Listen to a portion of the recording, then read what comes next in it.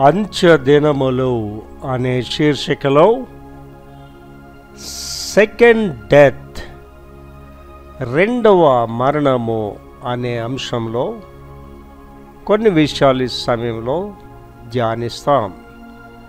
రెండవ మరణము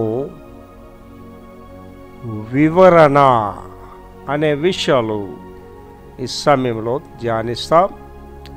పిరికివారును, అవిశ్వాసులను, అసహ్యులను, నరహంతకులను, వ్యభిచారులను, మాంత్రికులను, విగ్రహారాధికులను, అబద్ధికులందరూ అగ్ని గంధకములతో మండు గుండములో పాలు పొందుదురు.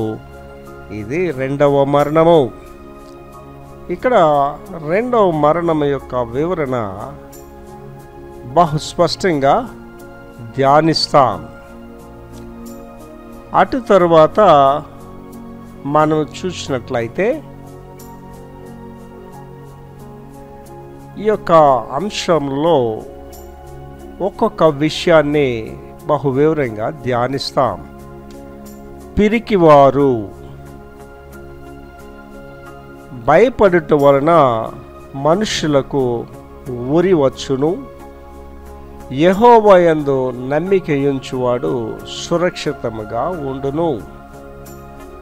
ఇక్కడ భయపడడం వల్ల మనుషులకు ఉరి వస్తుంది అనే విషయాలు వేరంగా ధ్యానిస్తాం. అవిశ్వాసులు, విశ్వాసము లేకుండా దేవునికి ఇష్టుడై ఉండుట అసాధ్యము. దేవుని యొద్దకు వచ్చువాడు ఆయన ఉన్నాడనియు, తన్ను వెదకు వారికి ఫలము దయచేవాడనియు నమ్మవలెను కదా.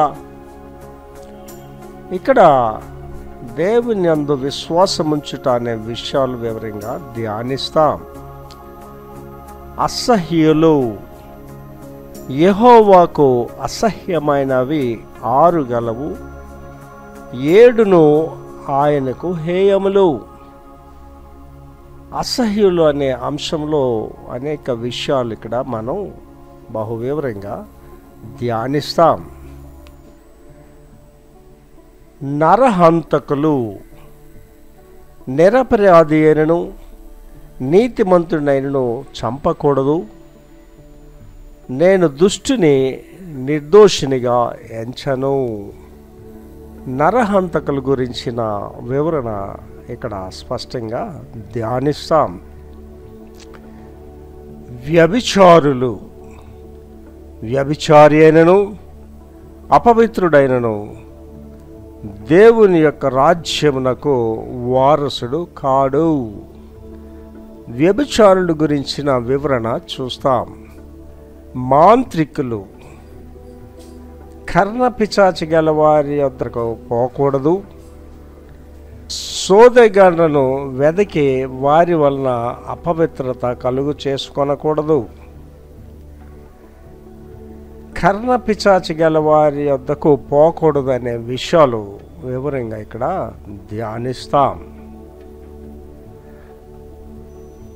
విగ్రహారాధకులు, అసత్యమైన వ్యర్థ దేవతల యందు లక్ష్యముంచువారు తమ కృపాధారమును విసర్జించుదురు. విగ్రహారాధన గురించిన వివరణ ఇక్కడ స్పష్టంగా ధ్యానిస్తాం. అబద్ధికులు, కూట సాక్షి శిక్ష నొందకపోడు, అబద్ధములాడువాడు నశించును. అబద్ధం అనేది ఎంత భయంకరమైన పాపమో ఇక్కడ బహు వివరంగా మనం ధ్యానిస్తాం. అబద్ధములాడువారు నాశనమవుతారు అనే గొప్ప విషయాన్ని ఇక్కడ వివరంగా ధ్యానిస్తాం.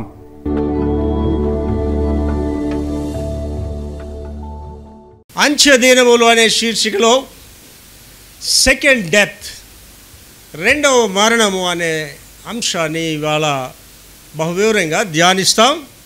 ఈ రెండవ మరణం అనే అంశం ధ్యానించేటప్పుడు దాని యొక్క వివరణలు చూసుకొని వాక్య వివరణలోనికి వెళ్దాం. నెంబర్ 1, మరణము గురించి బైబిలు వివరణ. మరణము గురించి బైబిలు ఏం చెప్తుంది? చదువురా. ఒక మనుషుని ద్వారా మరణం సంభవించినందున మరణము సంభవించింది. దాని వివరణ కింద చూస్తాం. చనిపోయిన వారి పునరుద్ధానం కూడా ఒక వ్యక్తి ద్వారా వచ్చినది. ఒకే వ్యక్తి ద్వారా వస్తుంది. దాని వివరణ చూస్తాం తర్వాత చదువురా. ఆదాములో అందరూ చనిపోయినట్లే క్రీస్తులో అందరూ బ్రతికించబడతారు. ఆదాములో చచ్చిపోయారు, యేసుక్రీస్తులో బ్రతికింపబడతారు. వివరణలు చూస్తాం. నెంబర్ 2, బైబిల్లో ప్రస్తావించబడిన మొదటి మరణము ఆదికాండము 2:17. అయితే మంచి చెడ్డల తెలివినిచ్చు వృక్ష ఫలములను తినకూడదు. నీవు వాటిని తిను దినమున నీవు అది ఎప్పుడైతే తింటావో నిశ్చయముగా చచ్చెదవని నరునికి ఆజ్ఞాపించాను. ఇక్కడ 2 థింగ్స్ చూస్తామండి. ఒకటి ఏంటంటే the majesty of the God, దేవుని యొక్క సార్వభౌమత్వము. దేవుడు ఒక మనిషిని చేసినప్పుడు ఆ మనిషిని స్వేచ్ఛాపూర్తిగా చేశాడు. కానీ మనిషి కూడా చేశాడు ఒక రోబోని. దానికి ప్రోగ్రాం మనిషే ఇస్తాడు, వాడు చెప్పినట్టుగా చేయాలి ఆ రోబో. కానీ మనిషిని దేవుడు చేసేటప్పుడు వాడికి స్వేచ్ఛనిచ్చాడు. నువ్వు తింటావా తిను, తినవా తినొద్దు. స్వేచ్ఛని వాళ్ళు ఏం చేశారండి? దుర్వినియోగం చేశారు. ఇవాళ మన గృహాల్లో కూడా చూడండి, పిల్లలకి స్వేచ్ఛ ఇవ్వండి, గ్యారంటీ పాడైపోతారు. భార్యకి స్వేచ్ఛ ఇవ్వండి, గ్యారంటీగా ఆవిడ పాడైపోతుంది. స్వేచ్ఛ అనేది ఇవాళ మనుషులు ఏం చేస్తారంటే దుర్వినియోగపరుచుకుంటున్నారు. దానివల్ల ఏం ప్రాప్తించింది? మళ్ళీ చదవడం అది. అయితే మంచి చెడ్డల తెలివినిచ్చు వృక్ష ఫలములను తినకూడదు. వృక్ష ఫలాలు తినకూడదు అంటే ఆ ఫలం తింటే మనిషికి ప్రాప్తించేది ఏంటంటే మంచి చెడులు అనేది తెలుస్తాయి. అంతవరకు అలాగే తెలియదు. ఒకటే తెలిసి దేవుడికి వస్తే మాట్లాడడం, దేవుడితో గడపడం, ఇంకోటి తెలియదు వాళ్ళకి. నీవు వాటిని తిను దినమున నిశ్చయముగా చచ్చెదవని ఏంటి ఆలోచించండి. ఆదామవుల ఫలం తింటే చచ్చిపోయారా? మాట్లాడుతున్నారు కదా దేవుడితో. కానీ మరణం అనేది వాళ్ళకి ఆల్రెడీ ఎంటర్ అయిపోయింది. అంటే వాళ్ళు ఆల్రెడీ అది తినిన వెంటనే మరణం అనేది వచ్చేసింది వాళ్ళకి. ఏంటి ఆ మరణం అంటే? మహిమ దేహాలు కోల్పోయారు. కొంతకాలం బ్రతుకుతారు అంతే. కొంతకాలం బ్రతికి చచ్చిపోయాడు, మట్టిలో కలిపిడమే. మొన్న అయినది వెనకటోలే మొన్న అంటే మట్టి దేహాలకు వచ్చేసారు. మహిమ దేహాల నుంచి మట్టి దేహాలకు ట్రాన్స్ఫర్ అయ్యారు. దాన్ని మరలా దేవుడు ఏం చేశాడండి? మీద భాగాలు వచ్చేది ఈ మట్టి దేహాలని మరలా దేవుడు మళ్ళీ మహిమ దేహాలకు తీసుకెళ్తున్నాడు. అంటే నేను ఉదయకాలంలో ప్రార్థన చేసేటప్పుడు ఒక అంశం ప్రత్యేకంగా చేస్తాను. ప్రభువా, నాకు రెండవ మరణానికి సంబంధం లేదు, కానీ నేను మొదటి మరణం కూడా చూడననే ఆశ నాకు. ఆ ప్రభు మధ్యాకాశానికి వచ్చినప్పుడు ఎత్తబడతాననే ఆశ నాకు అనిపిస్తుంటుంది. ఇవాళ ఉదయం అయితే మరీ ఎంతగా ఆలోచించానంటే నన్ను పెట్టిలో పెట్టాల్సిన పని ఉండదు, పాటలు పాడవలసిన పని ఉండదు, తీసుకెళ్ళాల్సిన పని నాకు ఉండదు. కారణం ఏంటంటే మొదటి మరణం కూడా నాకు ఉండదని ఆశ. ఆ రేప్చర్ జరిగినప్పుడు ఆయన మధ్యాకాశానికి జరిగేది ఏంటండి? వెంటనే మట్టి దేహాలన్నీ మహిమ దేహాలుగా మారిపోతాయి. ఇంకా మన బయలు గంటకి వెళ్ళే పని లేదు మనకి. దేహం వెళ్ళిపోతుంది, పైకి వెళ్ళిపోతుంది అంతే. దేవుడి దగ్గరికి వెళ్ళిపోతాం. ఎంత ధన్యత ఒకసారి ఆలోచించి. కానీ ఆదామవులు చేసిన పని వల్ల ఏంటొచ్చిందండి? మనకి మరణం అనేది ప్రాప్తించింది. ఈ మరణం గురించిన వివరణలో ఇప్పుడు చూస్తాం. నెంబర్ 3 ఏంటంటే బైబిల్లో మొదటి మరణము మరియు రెండవ మరణ వివరణ. నెంబర్ 1, మొదటి పునరుద్ధానం అంటే దాని ముందున్న మొదటి మరణము. మొదటి పునరుద్ధానము అంటే దాని ముందున్న మొదటి మరణము. ఓకే. రెండవ మరణం అంటే దానికంటే ముందున్న రెండవ పునరుద్ధానము. తర్వాత రెండవ మరణము చివరిది మరియు మార్చలేనిది. ఏంటి మొదటి మరణం అంటే, రెండవ మరణం అంటే? ఇప్పుడు చదివిస్తుంటే మీకు ఎలా ఉంటుంది అంటే ఏంటిది నాకు అర్థం లేదు. ఇది సార్ మళ్ళీ కొద్ది పాస్టర్ గారు వివరంగా చెప్పండి. వాస్తవానికి ఈ బోధ అండి చాలామంది పాస్టర్లకు తెలియదు. ఈ బోధ ఇవాళ చాలామంది పాస్టర్స్ ఏంటంటే ఈత నేర్చుకున్నారు, వాక్యం లోతులు తెలియదు వాళ్ళకి.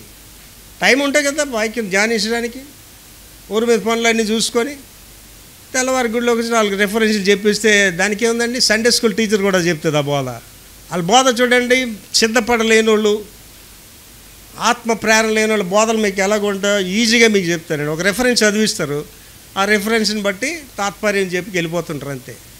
ఒక ఆత్మీయ అనుభవం ఉండదు, వాళ్ళ బతుకులో ఉండదు ఆత్మీయ అనుభవం అసలు. సేవకుడు వాక్యం చెప్తుంటే ఏంటవ్వాలండి? హృదయాలు మండాలి. ఆయన మాటలాడుచుండగా మన హృదయములు మండలేదా? అంతేగాని బాగున్నారా, వచ్చారా, తిన్నారా, కానుకలు ఇచ్చారా, వెళ్ళిపోయినంటే ఆ పాస్టర్ అనవసరం, సంఘం కూడా అనవసరం. దేవుని మాటలు పలికిన తోట ఏమైందండి? ఉద్యమం రావాలి. పేతురు గారిని అడుగుతున్నాడు ప్రభు, వెళ్ళిపోతావా పేతురు నువ్వు కూడా? ఎక్కడికి వెళ్ళిపోతాను ప్రభువా? ఏం పేతురు వెళ్ళిపోవా? అయ్యో ప్రభువా ఎక్కడికి వెళ్ళిపోతా? నీవే నిత్య జీవపు మాటలు గలవాడు.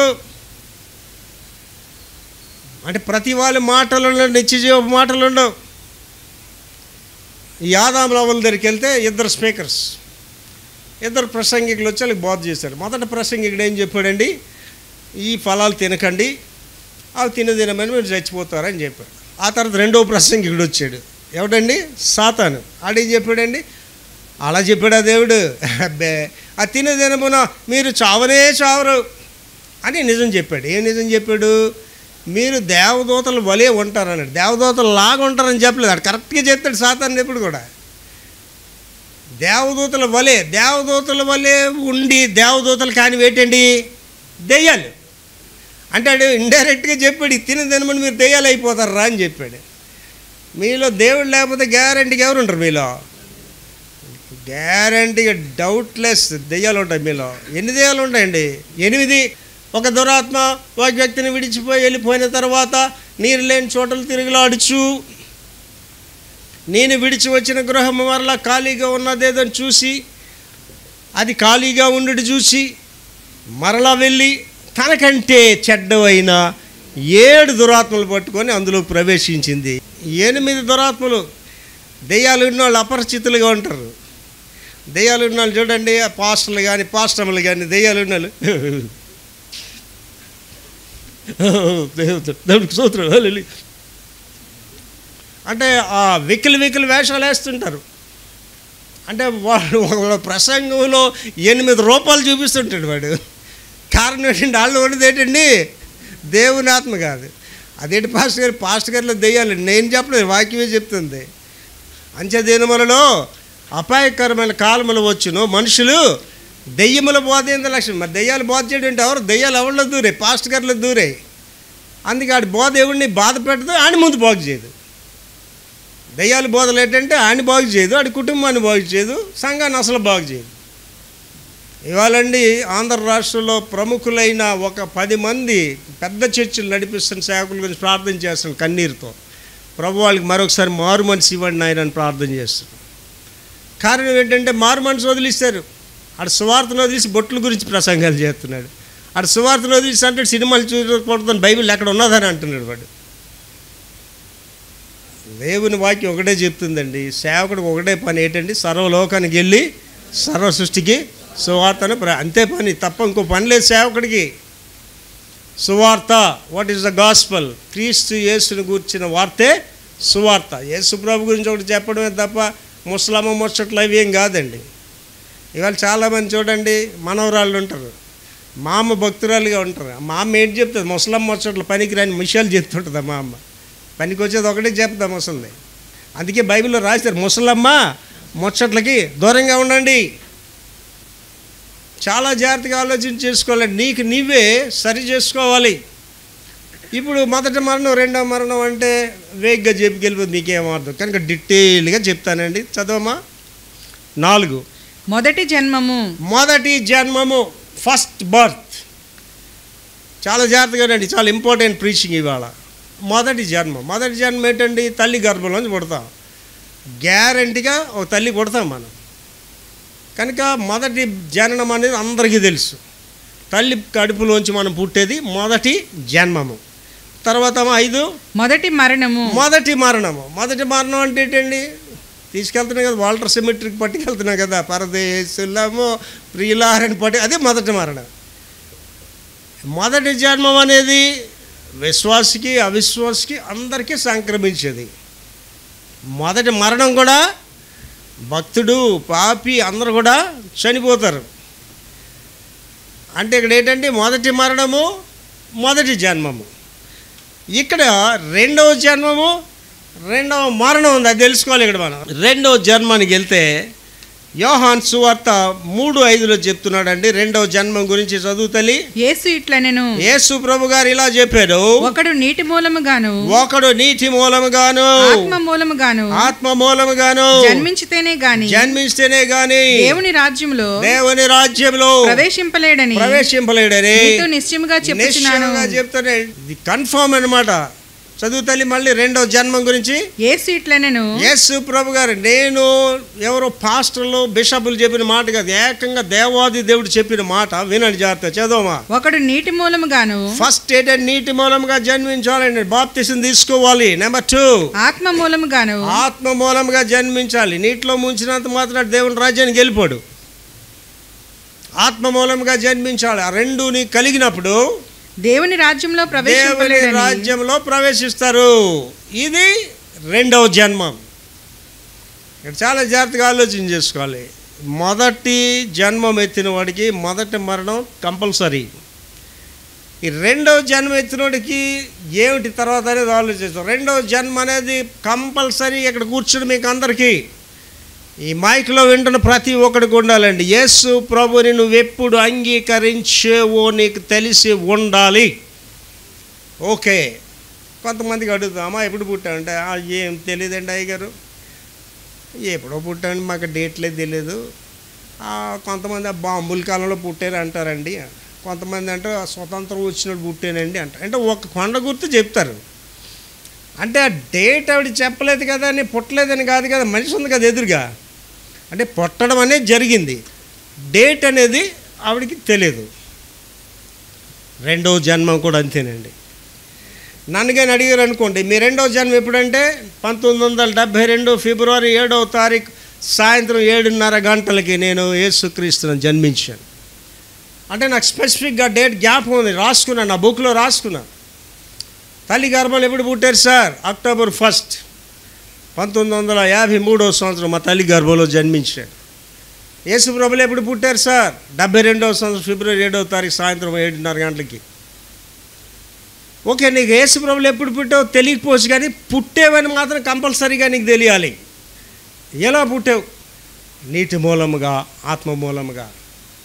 యేసు ప్రభు అని నీ నోటితో ఒప్పుకొని నీ పాపాలు విడిచిపెట్టినప్పుడు నీవు నూతన జన్మలోనికి వస్తావు.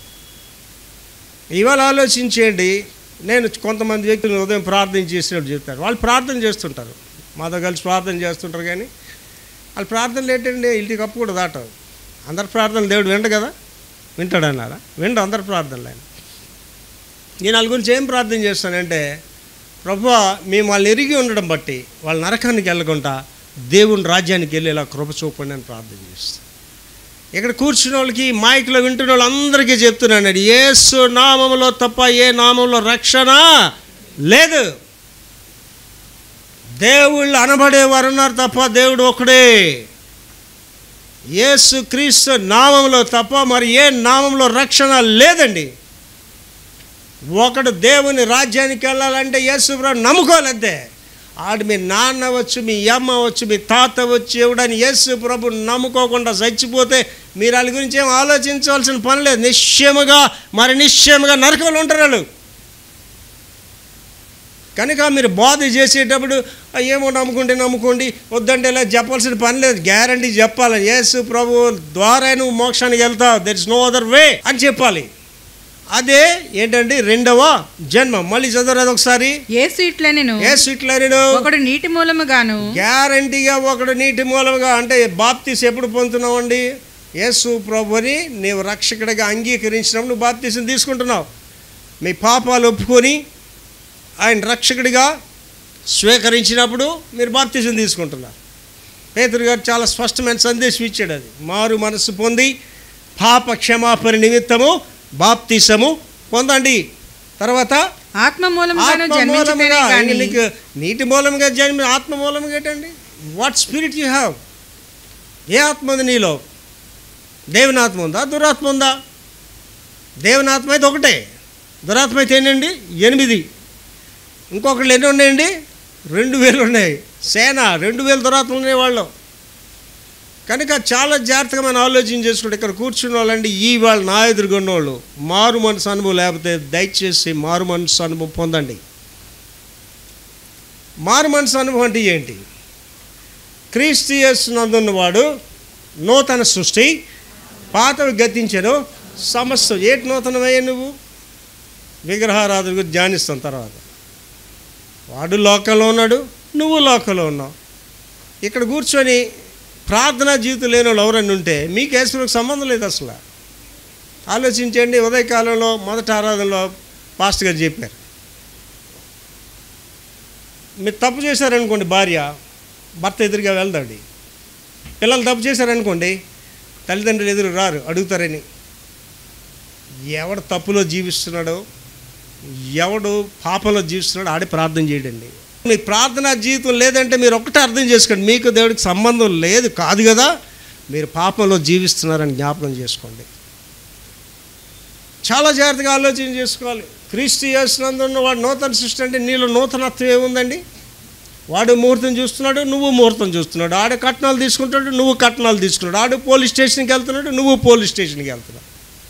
ఆడు కోర్టుకి వెళ్తున్నాడు, నువ్వు కోర్టుకి వెళ్తున్నావు. ఆడు బూతులు ఆడుతున్నాడు, నువ్వు బూతులు ఆడుతున్నావు. ఏమైనా తేడా ఉందా? నీలో ఏమైనా మార్పు? వీళ్ళు క్రైస్తవులు అని చెప్పుకోవడానికి ఏమైనా ఉందా నీలోని? చెప్పండి, ఆలోచించండి. వీళ్ళు క్రైస్తవురాలు అని నువ్వు చెప్పుకోవడానికి నీలో ఏమైనా ఉందా? నీ కుటుంబంలో కానీ నీ జీవితంలో ఏమైనా ఉందా? నీ బ్రతుకులో ఏమైనా ఉందా? నిన్నెవడైనా నిలదీసి నీ బ్రతుకేటి నడిది నువ్వు చెప్పగలవా? ఓ సరైన జీవితం ఉంది అసలు నీకు? నీకు భర్త లేడు, నిజమే చెప్పిదు అన్నాడండి. సమరస్త్రీ ఏముందండి? భర్త లేడంటే భర్త లేడండి. నిజమే చెప్పిదు అని నేనేమనుకున్నదండి ఆవిడ, ఓరు యేసుప్రభు బొట్ల పడిపోయాడు అనుకున్నది. అప్పుడు ఏమన్నాడండి ఆయన, నీవు నిజమే చెప్పితివి, నీకు 5 పెనిమిట్లు ఉండిరి, ఇప్పుడున్నవాడు కూడా నీ భర్త కాదు. ఇప్పుడు నీ పరిస్థితి ఒకసారి ఆలోచించుకో. నువ్వు ఎవడికి బోధలు చెప్తావు, నువ్వు ఎవడికి యేసుప్రభు గురించి చెప్తావు? నీ బ్రతుకు సరిగా ఉంది అసలు? Do you have testimony in your life? నీ జీవితంలో ఒక సాక్షి ఉందా? ఓ పాస్టర్ గారు చెప్తున్నాడటండి, మా రెండో భార్య ప్రార్థన చేస్తే పరిశుద్ధాత్మ వచ్చేస్తుందండి. అప్పుడు పాస్టర్లు అందరూ ఏం చేయాలండి? రెండో భార్య గురించి వెళ్ళాలా వద్దా? ఆడి భ్రష్టుడైన పాస్టర్డు, ఆడికి 2 భార్యలేట అసలు. వాడికి అధ్యక్షుడైన వాడు ఏకపత్ని వ్రతుడై ఉండాలి, మస్ట్, తప్పనిసరిగా. ఆడికి 2 భార్యలు ఉంటానంటేనే ఆడు భ్రష్టుడాడు. మళ్ళీ అటు రెండో భార్య ప్రార్థన చేసి పరిశుద్ధాత్మ వస్తుందటండి. చాలా జాగ్రత్తగా మనం ఆలోచన చేసుకోవాలండి. నేను మారు మనసు పొందిశానంటే కాదండి. Do you have any testimony? నీకేమైనా సాక్ష్యం ఉందా? నీ ఇంట్లో సాక్ష్యం చెప్పగలవా? నీ వీధిలో నీకు సాక్ష్యం ఉందా? మా వీధిలోకి రండి, ఎవడైనా సరే. ఎంతమంది పాస్టర్లు అలా చెప్తారో నాకు తెలియదు, కానీ మా వీధిలోకి రండి. ఆ చాట్లు ఉన్నావు, రోడ్లు దుడిచిపోండి, అవునని అడగండి. పాస్టర్ గారు ఎలాంటి అడగండి. అందులో ఒక్కడే కానీ ఇటు దొంగ పాస్టర్ అని చెప్తే నేను ప్రసంగాలు చేయను, సేవ చేయనండి. నీ కోడలు నీ గురించి సాక్ష్యం చెప్పగలదా? నీ కోడలు మా అత్త నా నయా పైసా తీసుకోకుండా నన్ను పెళ్లి చేసుకొని చెప్పగలదా? సిగ్గులేని అత్తల్లారా, మీరు క్రైస్తవులు కాదు అసలు. Feel shame yourself. సిగ్గుపడండి మీ గురించి మీరు. ఎవడికి చెప్తారు మీరు సువార్త? నీ బ్రతుకులో సువార్త లేదు, నీ కుటుంబంలో సువార్త లేదు. మారు మనసు అనుభవం అంటే ఏమనుకుంటున్నారండి? 1972 ఫిబ్రవరి 7వ తారీఖు సాయంత్రం మారు మనసు పొందిన ప్రభు బిడ్డగా జీవిస్తున్నాడు. ఇక్కడ కూర్చున్న వాళ్ళకి, మైక్లో వింటున్న వాళ్ళు చెప్తున్నానండి, is there any difference between you and non Christians? క్రైస్తవుడిగా నీకు నామకార్థ క్రైస్తవులకైనా తేడా ఉన్నదా? లేదంటే సిగ్గుపడండి, మారండి ఇవాళైనా సరే. అంటే ఒక పాస్టర్ దగ్గరికి వెళ్ళవు, ఒక ప్రభువు దగ్గరికి వెళ్ళవు, నీ కుటుంబం ఎందుకు బాగుపడుతుంది అసలు? నీకెందుకు ఆశీర్వాదం వస్తుంది అసలు? చాలా జాగ్రత్తగా ఆలోచన చేస్తాడు. ఇక్కడ ఉన్న వాళ్ళందరితో దేవుడు మాట్లాడుతున్నాడండి. మారు మనసు అనుభవం లేకపోతే అర్జెంటుగా పొందండి, లేకపోతే నరకానికి పోతారు. ఎక్కడ పోతారో తర్వాత చెప్తాను. మీ మట్టి మీరు అనిసుకోకండి నాకు మారు మనసు ఉన్నదని. నేను చెప్పాను కదా, ఇవన్నీ నీలో ఉన్నా లేవు చూసుకోండి. ఒక కాపర్ నేను ఎరిగినోడండి, కట్నాల్లో 10% వాడికి ఇవ్వాలట. అందుకు వాడు కట్నం ఉన్న పెళ్ళిళ్ళే చేస్తాడట. ప్రభు మహాకృపను బట్టి కోవిడ్లో చచ్చిపోయాడండి. కోవిడ్ అనేది ఉందో లేదో అనేది తెలియదండి, కానీ దొంగ పాస్టర్లు మాత్రం తీసుకుని వెళ్ళిపోయింది కోవిడ్. దొంగ పాస్టర్లు అందరూ పోయారు కోవిడ్లో. దిక్కుమాలిన సమాధులు మళ్ళీ అలివి. ఎవడు వెళ్ళలేదు ఆ సమాధికి. ఒక నలుగురు హాస్పిటల్ వచ్చి ఎక్కడికి పెట్టారు కూడా తెలియదు కొన్ని సమాధులు అయితే. చాలా జాగ్రత్తగా ఆలోచన చేసుకోండి. ఇక్కడ కూర్చున్న వాళ్ళు దేన్నైనా నిర్లక్ష్యం చేయడం, కానీ మారు మనసును నిర్లక్ష్యం చేయొద్దు. ఒకవేళ మారు మనసు అనుభవం లేకపోతే అది పొంది ఇక్కడి నుంచి వెళ్ళండి. దయచేసి క్షమాపణ అడిగండి ప్రభువుని. చేసిన తప్పులు ఒప్పుకోండి. ఎవరి దగ్గర అన్యాయంగా తీసుకుంటే ఏం చేశాడు జక్కయ్య? 4 వంతులుగా ఇచ్చాడు. మళ్ళీని మీరు తీసుకుని కట్న కానుకలు తీసుకెళ్ళి ఇచ్చేయండి వాళ్ళకి, అప్పుడే గుడికి రండి. లేని వాళ్ళు గుడికి కూడా రావద్దు అసలు. Don't come to my church. మీలాంటి నీచులు నా చర్చ్లో ఉంటే నా సంఘం పాడవుతుంది. మనవి చేస్తున్నానండి. దయచేసి కట్నాలు తీసుకునే వాళ్ళు ఎవరైనా ఉంటే ఆ డబ్బు అంతా కూర్చుకొని వాళ్ళకి తీసుకెళ్ళి ఇచ్చి క్షమాపణ అడగండి వాళ్ళని. మా పాస్టర్ గారు చెప్పారు, మిమ్మల్ని క్షమాపణ అడగమన్నారు. ఒక వడ్డీ వ్యాపారస్తులు వచ్చి ఒకసారి చెప్తుంది నాకు, అయ్యగారండి వడ్డీ వ్యాపారం బాగా జరిగేలా ప్రార్థించండి. ఏమమ్మా అన్న, దశంభాగం ఇచ్చేస్తారండి గుడికి. పాస్టర్ గారు ఉపవాస ప్రార్థన చేసేస్తున్నాడట, ప్రభువా వడ్డీ వ్యాపారాన్ని 100 అంతలుగా ఆశీర్వదించాను. ఎందుకంటే గేట్ వస్తాయండి, దశంభాగం వస్తుంది. నాకు అలాంటి డబ్బు కూడా అవసరం లేదు సార్. ఒకసారి రాజమండ్రి మన చర్చకూరోడే ఆ వివాహం ఎంగేజ్మెంట్ దీనికి వెళ్ళాం. వెళ్ళగానే ట్రైన్లో వెళ్ళాను రాజమండ్రి. అక్కడ ఒక కారులో అయినా నాకు కార్ అరేంజ్ చేసాడు, ఏసీ కార్, కమ్మోస్ కార్ అరేంజ్ చేస్తే ఆ కారులో అంతా వెళ్ళాం. ఆ ఫంక్షన్ అంతా అయిపోయిన తర్వాత వాళ్ళ ఇంటికి వచ్చి ప్రార్థన చేయమన్నాడు. వాళ్ళ ఇంటికి వెళ్ళాం. ఆ పాస్టర్ గారు కూడా వచ్చాడు, లోకల్ పాస్టర్ కూడా వచ్చాడు. నాతో ప్రార్థన చేసాం. ఇది ఎప్పుడు సార్? చాలా సంవత్సరాల క్రితం కదా. ప్రార్థన చేయగానే ఆయన ఒక 5,000 రూపాయలు కట్నాకి ఇస్తున్నాడు. ఎందుకు సార్ ఇస్తున్నారు నాకు? ఆయన అయ్యగారు మరి వచ్చి ప్రార్థన చేశారు కదా. నేనన్నా సార్ కారు ఇచ్చారు కదా, చాలా ఎక్కువ సార్ నాకు అది. మీరు నా సంఘ సభ్యులు కాదు సార్. ఇక ఈ పాస్టర్ గారు ఉన్నారు, ఈయనకి ఇవాళ 5,000 తీసేసుకోరండి. 5,000 లేకపోతే ఇవ్వడనేసి ఆ 5,000 తీసుకొని ఆయనకి ఇచ్చేసాను ఆ పాస్టర్కి. లేకపోతే ఆయన ఇవ్వడు, ఆయన ఏమంటే ఇవ్వడు. 5,000 ఆ పాస్టర్కి ఇచ్చాను. ఏమండి మీకు చెప్తున్నా, ఈ మైకులు ఉన్న వాళ్ళు కూడా చెప్తున్నానండి. ఆయన 2 చేతులు ఎత్తి నాకు నమస్కారం పెట్టాడండి. ఆయన అన్నాడు, సార్ నా జీవితంలో ఇలాంటి పాస్టర్ని ఒకరిని చూస్తాను అనుకున్నాను, చూశాను సార్, అది చాలు సార్ నాకు అన్నాడండి. ఒక అన్యుడు యేసుప్రభు నమ్ముకున్నాడు, కమ్మడండి. అలాంటి సాక్షి ఉందా అసలు నీకు? నా డబ్బు కాంతే నేను అక్కడ తీసుకోనండి ఎవడి దగ్గర. నాకు ఎవడైనా సహాయం చేస్తాడని ఎందుకు చేస్తున్నాడు అడుగుతాను నేను. అసలు ఎందుకు ఇస్తున్నావు ఇదని అడుగుతారు.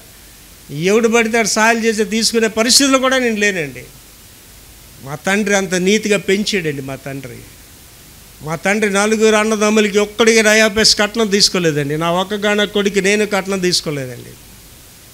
మా తండ్రి గారు మాకు చెప్పారు, ఇక్కడ కోట్ల రూపాయలు ఉన్న పక్కనే నీది కాంది ముట్టుకోవద్దని చెప్పాడు. అది బ్లెస్సింగ్ అండి. నీ కష్టార్జిత గింజన్నం తింటల్లి, అది ఆశీర్వాదం. ఎత్తుకొచ్చిన సొమ్ముతో నువ్వు చికెన్ దమ్ బిర్యానీ తిన్నది షాప్మే నీకు. అది ఎవరికి ఉంటాయండి క్వాలిటీస్? ఈ 2వ జన్మ ఎత్తునోడికి ఉంటాయండి. నేను 2వ జన్మ ఎత్తానండి. ఈ 2వ జన్మ 1972వ సంవత్సరం పొందిన వాళ్ళందరం అక్టోబర్ 12వ తారీఖు ఇక్కడే కూడుతున్నామండి. నేను అంటాను వాళ్ళందరూ పరిశుద్ధులు అంటానండి. గొప్ప సేవ చేస్తున్నాను, అందులో నేను ఒకండి. మార్మోన్స్ పొందాం, అద్భుతమైన సేవ చేస్తున్నాం అండి. అద్భుతమైన సేవ. నా ఒక్కడిని నేను కొన్ని వేల మందికి సువార్త అందించానండి. మిమ్మల్ని నేను ఎక్కడో ఎత్తుకొని వచ్చి లేదు, నేను కనిన వారు మీరు అందరూ కూడా. ఇవాళ సంఘాలు కూడా ఎలాగుండే, లాంటి సంఘాల నుంచి ఎత్తుకొచ్చి ఇటు సంఘాల నుంచి ఎత్తుకొచ్చి సంఘాలని పడింది. అది అలాంటి సంఘం కాదు అది. నేను కనిన వారు మీరు అందరూ కూడా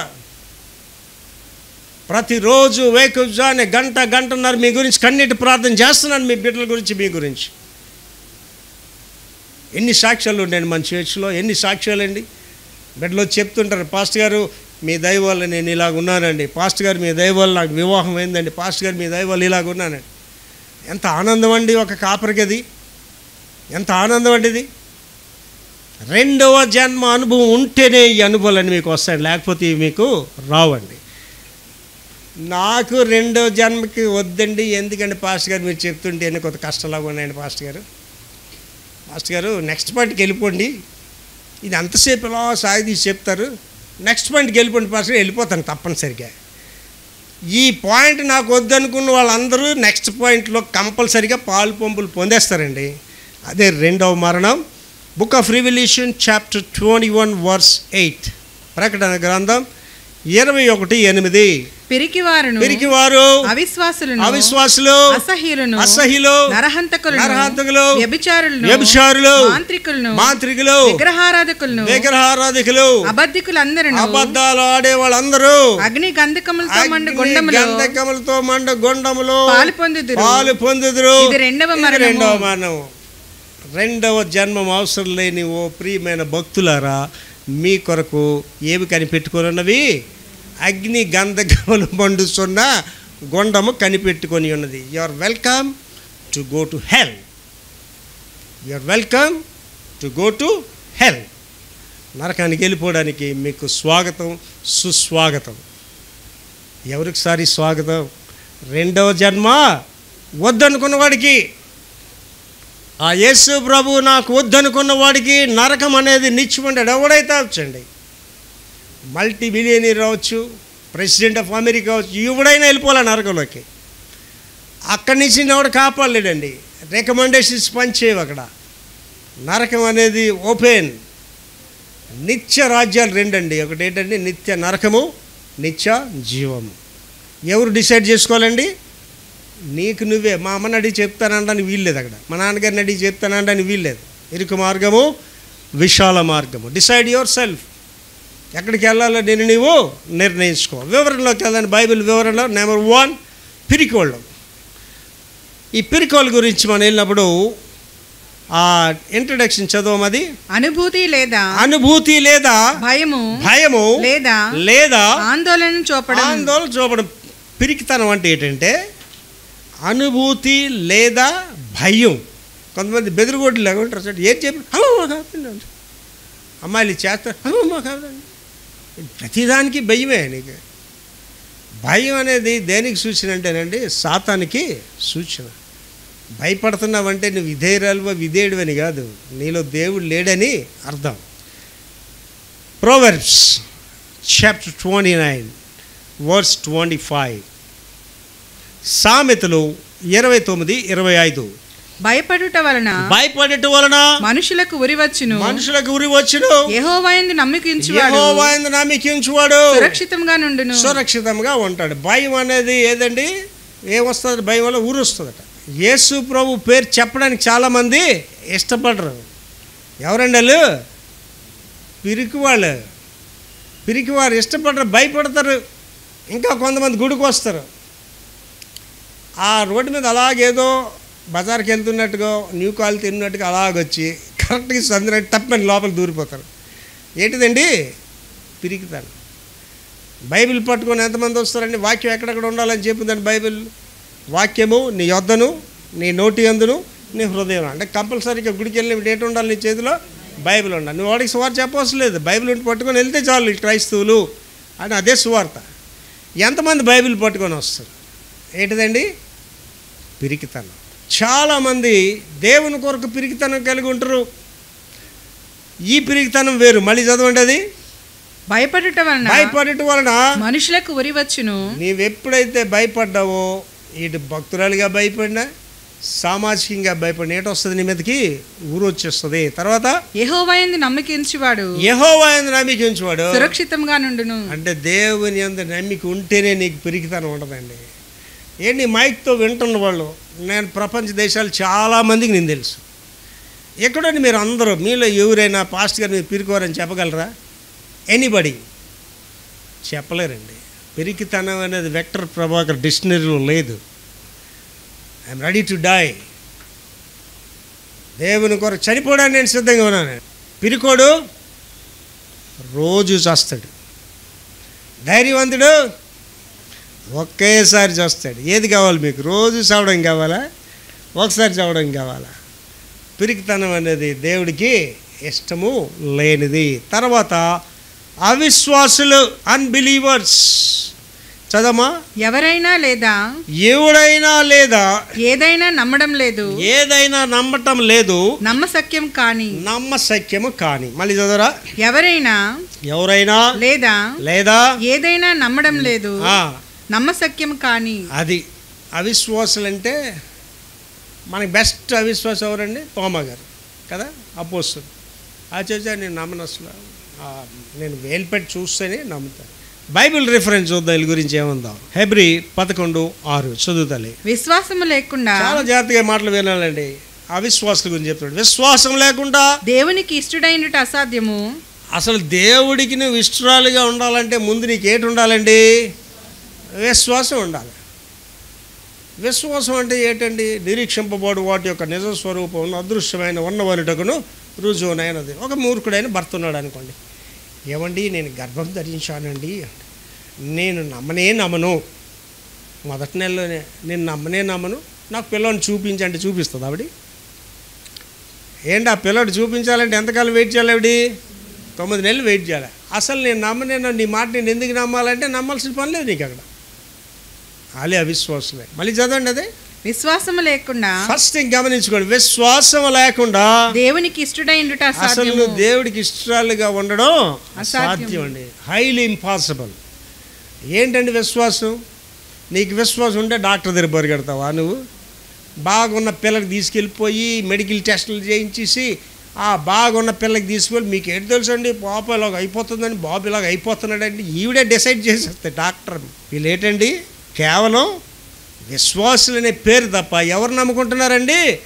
డాక్టర్ గారు నమ్ముకుంటున్నారు. డాక్టర్ చెప్పాలి, డాక్టర్ చెప్తేనే అది నమ్ముతారు తప్ప వీళ్ళకంటూ విశ్వాసం ఉండదు. వాళ్ళ గురించి ఎక్కడ చెప్తున్నాడు? దేవుని యొద్దకు వచ్చేవారు దేవుడు ఉన్నాడని నమ్మాలి. తర్వాత తను వెదుకు వారికి ఫలము దయచేయడం నమ్ముతాడు. ఏంటి ఇప్పుడు నేనున్నానండి, నేనెందుకు డాక్టర్ దగ్గర పోకూడదు, నేనెందుకు రోగగ్రస్తుడు ఉండకూడదు, నాకెందుకు బాధలు రాకూడదండి? నేను రక్తమాంసంలోనే జీవిస్తున్నా, నాకు బలహీనత వస్తుంది. అండ్ యేసుప్రభు గారు శరీరంలో జీవనుడు, ఆయనకి ఆకలేసింది, ఆయనకి చెమట పట్టింది. అండ్ యేసుప్రభు గారి దగ్గర ఎక్కడ దాఖలు ఉన్నాయా? భూత వైద్యుడి దగ్గరికి వెళ్ళాలని కానీ కేజీహెచ్కి యేసుప్రభు గారు వచ్చారని అక్కడ దాఖలు ఉన్నాయా? వాళ్ళు ఏం చెప్పారండి? మరే మాటలు ఏమన్నారు? నీవు ఇక్కడ ఉంటే మా తమ్ముడు చచ్చిపోయేవాడు కాదు అంటే అర్థం ఏంటండి? లేకపోవడం వల్ల చచ్చిపోయాడు. నీకు రోగం ఎందుకు వస్తుందండి? దేవుడు లేకపోవడం వల్ల వచ్చేది నీకు రోగం. ఏంటమ్మా వాక్యం చదువు మళ్ళీ. విశ్వాసం లేకుండా దేవునికి ఇష్టడైనట్టు అసాధ్యము. దేవుని యొద్దకు వచ్చేవాడు ఆయన ఉన్నాడని, వెతికి వాడికి ఫలం ఇస్తాడని నమ్మాలి. You have to believe it. దేవుడు బాగు చేస్తాడు, దేవుడు నాకు ఇస్తాడు అనే నమ్మకం ఉండాలండి.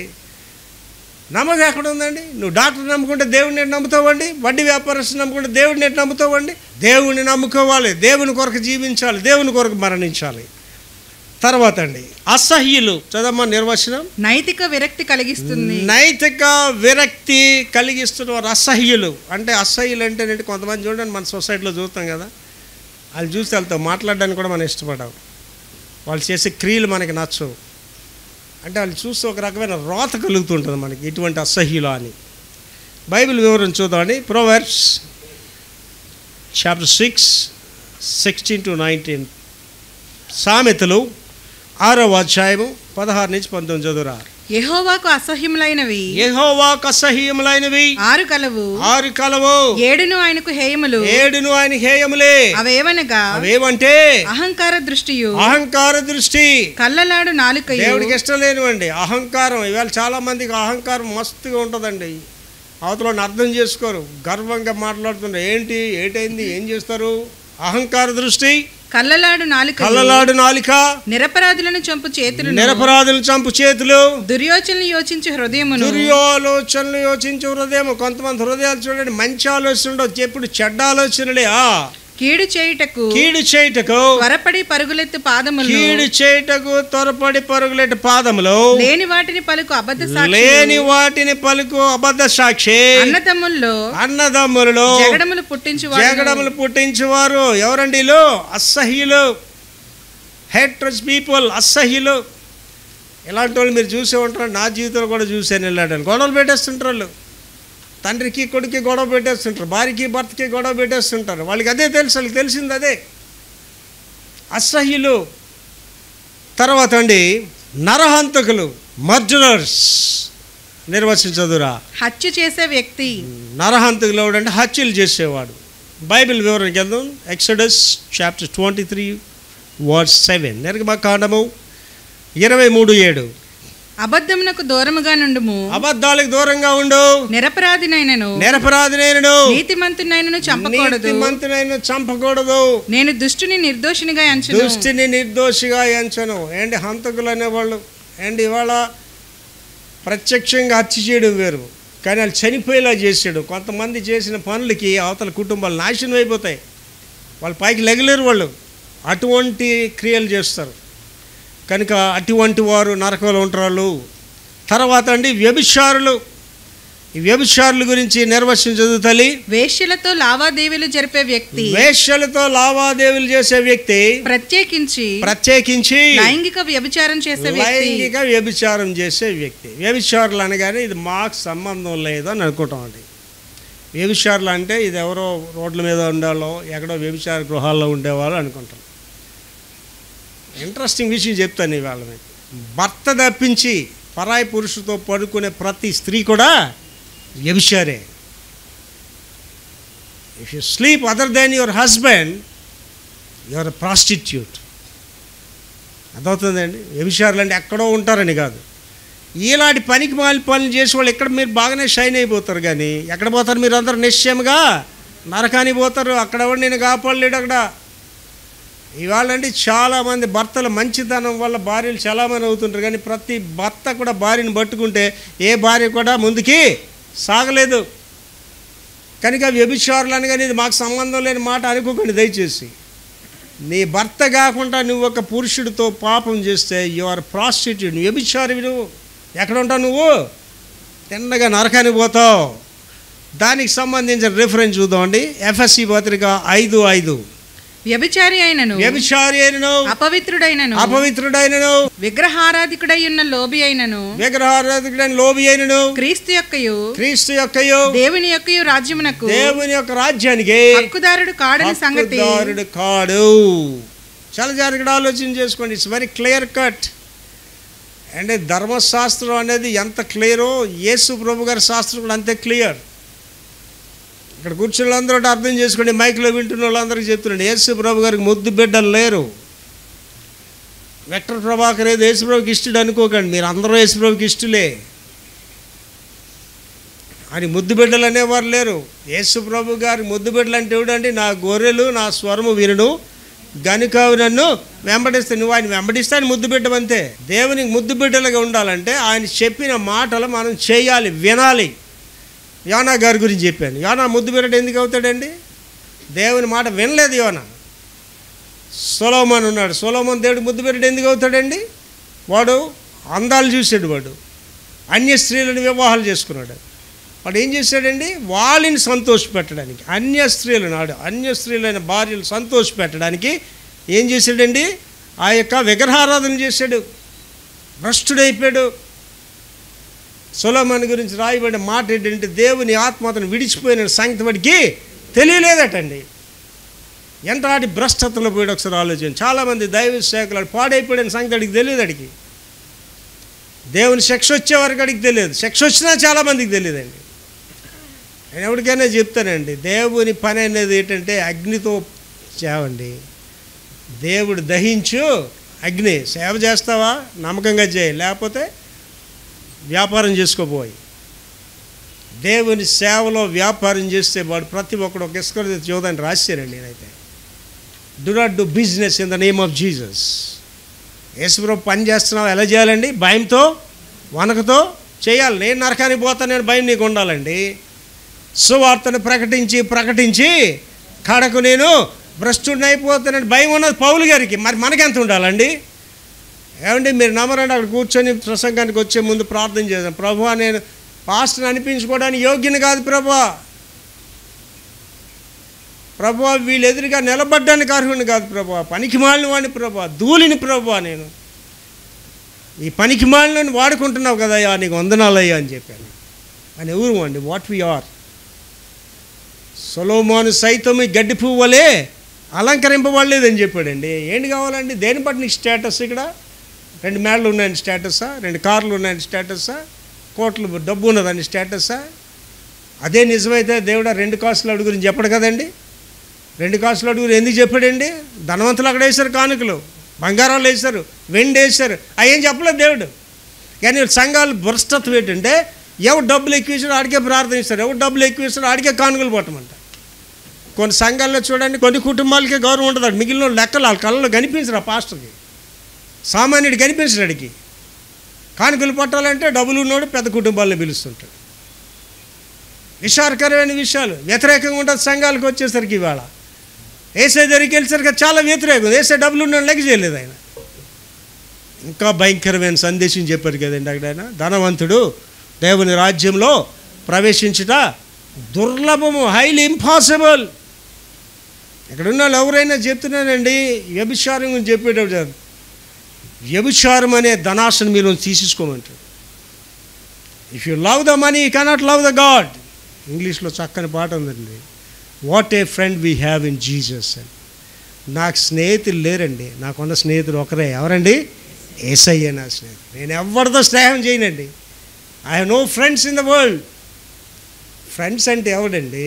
నువ్వు బాగుంటే పెళ్ళి కోరుతారు, బాగలేకపోతే చావు కోరుతారు. డబ్బు లేనప్పుడు వెళ్ళి నీ ఫ్రెండ్ దగ్గరికి, ఈవిడ నేను ప్రేమిస్తాడు నీకు తెలుస్తుంది. ఒక పేద స్థితిలో నీ ఫ్రెండ్ దగ్గరికి. కనుక ఈ ఫ్రెండ్షిప్ డే నాడు ఎవరు ఫ్రెండ్గా ఉండాలి? నీకు యేసయ్య మాత్రమే ఫ్రెండ్గా ఉండాలి. మాంత్రికులు డెఫినేషన్ చదువురా. మంత్రశక్తులు ఉన్నాయని హక్కులు తెలిపే లేదా నమ్మే వ్యక్తి ఒక తాంత్రికుడు. మంత్రాలు అండ్ మందరు లేరు అనుకోకండి. మంత్రాల దగ్గరికి వెళ్ళిన వాళ్ళు ఉన్నారు. మన చర్చిలో లేరు అనుకోండి, నా గొడవ పడలేక తాబీజులు కట్టుకొని గుడికి వెళ్ళిపోయిన వాళ్ళు ఉన్నారు. పాస్టర్ గారు అలా చెప్తారు, కానీ మనం కరెక్ట్గా ముహూర్తాన్ని పెళ్లి చేయవసరం లేదు, కానీ ఆ మంచి రోజు మాత్రం పెట్టేయండి ఆ పెళ్ళి అని చెప్తారండి. మంత్రి దగ్గరికి వెళ్తున్నారా? వెళ్ళట్లేదా? ఇక్కడ అలాంటి వాళ్ళు ఎవరైనా ఉంటే మిమ్మల్ని దేవుడే కాపాడాలి. నిశ్చయంగా నరకానికి వెళ్ళిపోతారు మీకు ఇక్కడ కానీ అలాగుంటే. ఎవడు వేదాంతి సిద్ధాంతి లేకపోతే మాంత్రికుడు నమ్ముకున్న వాళ్ళు ఇక్కడ ఎవరైనా ఉన్నట్లయితే మీ కొరకు ఏటి కనిపెట్టుకున్నది మంత్రికుడి దగ్గరికి వెళ్ళినోడి కొరకు నరకం కనిపెట్టుకొని ఉంది. అర్థమవుతుందండి? మాంత్రికులు దాని రిఫరెన్స్ చూద్దామండి. Leviticus chapter 19 verse 31. లేవి కాండము 19:31. కర్ణపిశాచి గలవారి దగ్గరకు పోకూడదు. సోదెగాండ్లను వెదికి వారి వలన అపవిత్రత కలుగు చేసుకోనకూడదు. నేను మీ దేవుడినైన యెహోవాను. కర్ణపిశాచి దగ్గరికి వెళ్ళాడు ఒక మహానుభావుడు. ఎవరండి? సౌలు రాజు, మొదటి రాజు వాడు. మళ్ళీని ఏమన్నాడండి దేవుడితో, ఒరే సౌలా, నీ దృష్టికి నువ్వు అల్పుడిగా ఉన్నప్పుడు నేను పిలిచి రాజుని చేశాను రా. నిజంగా అంత సిగ్గులేనుడు ఒకసారి ఆలోచించి. అంటే నాకు ఎప్పుడూ భయం ఉంటుందండి. దేవుడు ఒక పనికి మాలిలో నన్ను పిలిచి నన్ను గణపరుస్తున్నాడు, నన్ను వాడుకుంటున్నాడు. నిన్నటి దినాన్ని నాకు విశాఖపట్నంలో చాలా పెద్ద ఆయన ఫోన్ చేసి మాట్లాడుతుంది. ఆయన అంటున్నాడు, నేనేం అడగలేదు, చెప్తున్నాడు, సార్ సేవకులు చూశాను సార్, మీలాంటి సేవకులు లేడు సార్ నా దృష్టిలోని. చాలా పెద్ద ఆయన. ఏం సార్ అన్నాను. సార్ మిమ్మల్ని దేవుడు ఎంత దీవించాడు సార్, సార్ మీ గురించి చెప్పుకుంటాం సార్. మీరు ఒక పెద్ద సేవకుడు అండి. ఆయన మధ్యకాలంలో రోగాలు వచ్చి మంచం ఎక్కిసాడు. వాళ్ళ కొడుకు నా కొడుకు టెక్స్ట్ పెట్టి చెప్పాడు ఏంటంటే, శామ్ మీ తండ్రి గారు పెద్ద పాస్టర్ కొడుకు మళ్ళీ నా కొడుకు టెక్స్ట్ పెట్టి అంటున్నాడు, శామ్ మీ నాన్నగారు నిజమైన దైవ సేవకుడు, మీ నాన్నగారు నేను మార్గదర్శిగా తీసుకుంటానని చెప్పాడండి. ఎంత ఆనందం అండి నాకు. అంతకంటే ఆనందం ఏంటి కావాలండి? కర్ణపిశాచి గలవారి దగ్గరికి వెళ్ళకూడదు. సౌలు రాజు ఎక్కడికి వెళ్ళిపోయాడండి? తిరిగి కర్ణపిశాచి దగ్గరికి వెళ్ళిపోయాడు. అంటే దేవుడు వాడిని తీసుకెళ్ళి రాజుని చేస్తే మళ్ళీ ఆడు వెనక్కి పోయాడు, ఆ భూత వైద్యుడి దగ్గరికి పోయాడు. వీళ్ళందరూ ఎక్కడ పోతారటండి? నిత్య నరకానికి పోతారు. వీళ్ళు విగ్రహారాధికులు. చదవమా డెఫినేషన్. విగ్రహము లేదా విగ్రహాలను పూజించే వ్యక్తి. విగ్రహారాధన అంటే ఏంటంటేనండి, స్టాచ్యూస్. గ్రీక్లో ప్రేమ అనే దాన్ని, ప్రేమ అనే మాట వాడరండి, అగాఫే అంటారు. అగాఫే అంటే దేవుని ప్రేమ. రెండోది ఏంటి? ఫిలియా అంటే తల్లిదండ్రులు. అందులో కూడా కొంత వాస్తవం ఉంటుంది. మూడోది ఎర్రోస్ అంటే కేవలం సినిమా ప్రేమలే. అందం చూసి ప్రేమించడే తప్ప ఎవడు హృదయాలు చూసి ప్రేమిస్తాడండి? ఎవడు ప్రేమించడు. Andhra Christian theological college bachelor in theology, bachelor in divinity చదివానండి. మాతో పాటు ఒక ఆయన బ్యాచిలర్ ఇన్ డివినిటీ అశోక్ అని, రాజుల కూర, నెల్లూరు రాజులండి. వాడు ఎంత అందగాడంటే చాలా అందగాడండి. వీల్ చైర్ మీద వచ్చేవాడు. నాకు ఎప్పుడు వాడిని చూస్తుంటే వీడికి వెనకాల లేదు కథ ఉంది తెలుసుకోవాలని ఉండేదండి. నేను ఒకరోజు వాడు ఒక్కడే ఉన్నప్పుడు ఆ వీల్ చైర్ దగ్గరికి వెళ్ళి, అశోక్ కొంతసేపు మాట్లాడతారా నాతో? ఏంటి పాస్టర్ గారు ఆయన, నువ్వు ఇంత అందంగా ఉన్నావు, ఆరోగ్యంగా ఉన్నావు కదా, అసలు ఈ కాళ్ళు ఎలా పోయి నీకు అని అడిగాను. అదో పెద్ద స్టోరీ పాస్టర్ గారు. ఏంటి అశోక్ అని, మా నెల్లూరులో నేను ఒక అమ్మాయిని లవ్ చేశానండి. మాది చాలా గాఢమైన ప్రేమే శాశ్వతం. మీరు ఒకరిని చూసి ఒకటి వేరుగా ఉండి బ్రతకలేమనుకున్నామండి. మా తల్లిదండ్రులు ఇరుపక్షాలు మా వివాహానికి ఒప్పుకోలేదండి. మీ ఇద్దరు ఒకరోజు డిసైడ్ అయ్యి ఆ నెల్లూరు ఆ రైలు కింద పడిపోదామని కరెక్ట్గా మేమిద్దరం గెంతామండి. అది పక్కకి పడిపోయిందండి. నేను అట్టగా పడిపోయి కాళ్ళు పోయాయండి. ఆమె చోటు కనిపించలేదండి అన్నాడు. బతికే ఉందండి, బతికే ఉన్నది, కనిపించలేదు. అప్పుడు ఏమనుకున్నదట ఆవిడ, దేవుడు ముందుగా నాకు బయలుపరిచాడు, లేకపోతే ఈ సొట్టోడితో నా జీవితకాలం అంతా పడి ఉండాలనుకున్నాను. జరిగింది కదా, ఇది యథార్థ స్టోరీ. అందుకే దేవుని పాట కూడా ఉందండి, ధరలో నీ ప్రేమలన్నీ స్థిరము కావు తరిగిపోవును, ఎన్నాడెన్నాడు మారనిది నా దేవుని దివ్య ప్రేమ. ఈ విగ్రహారాధనకి వెళ్ళినప్పుడు యోనా గారు రాసిన గ్రంథం చాప్టర్ 2 verse 8, యోనా 2:8 చదువురా. అసత్యమైన వ్యర్థ దేవతలు యందు, వ్యర్థ దేవతలు అంటే ఇప్పుడు చెప్పాను కానీ, దేవతలు అంటే ఒక్క ఈ విగ్రహాలే కాదు, ఆడవాళ్ళు కూడా, మగోడైనా సరే, ఈవిడైనా దేవత ఈడైనా దేవుడు అనుకున్న వాళ్ళు కూడా. మళ్ళీ చదవండి.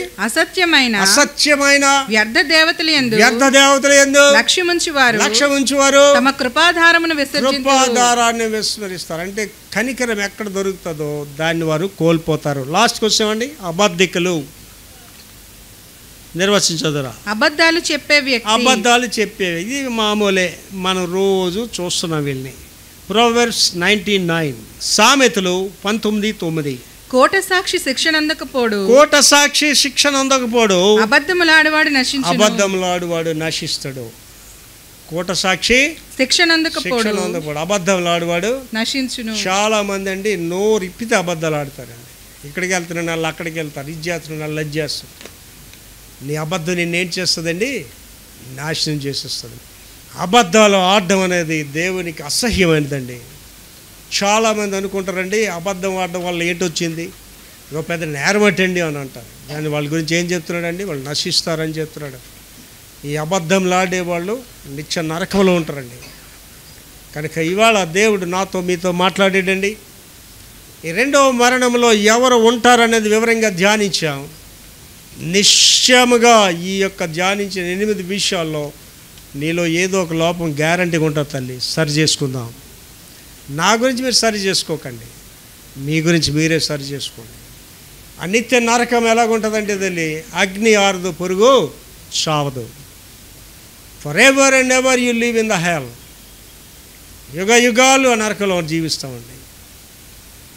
ఆలోచించేయండి, ఆ నరకం బాధ ఎంత భయంకరమైనదంటే, ఒక మనిషి చేయి కాలిన కాలు కాలిన ఎంత బాధగా ఉంటుందండి. వాడు అగ్ని గొండంలో ఉంటాడండి. మనిషి చనిపోడు, అగ్ని ఆరదు. మనిషి చనిపోడు, అగ్ని ఆరదు. బాధపడుతుంటాం అక్కడ. దేవుని ఆశ ఏంటంటే ఎవ్వరూ నరకానికి వెళ్ళకూడదండి.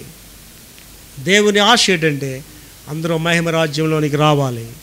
ఆ మహిమ రాజ్యంలోనికి రావాలంటే ఆయన్ను ప్రభువుగా రక్షకుడిగా అంగీకరించాలి, ఆయనకి ఇష్టడుగా ఇష్టరాలుగా జీవించాలి. ప్రార్థన చేసుకుందాం. మహాపురుషుడు తండ్రి యేసయ్య కృపామయుడా, ఈ దినాన్ని మాతో మాట్లాడారయ్యా. మీకు ఇష్టమైన వ్యక్తులుగా, మీతో యుగ యుగాలు జీవించే వ్యక్తులుగా, ఆ రెండవ మరణంలోనికి వెళ్లకుండా మీ సాక్షులుగా జీవించే కృప మాకును దయచేయమని యేసు పరిశుద్ధ నామములో వేడుకుంటున్నాం తండ్రి. ఆమేన్.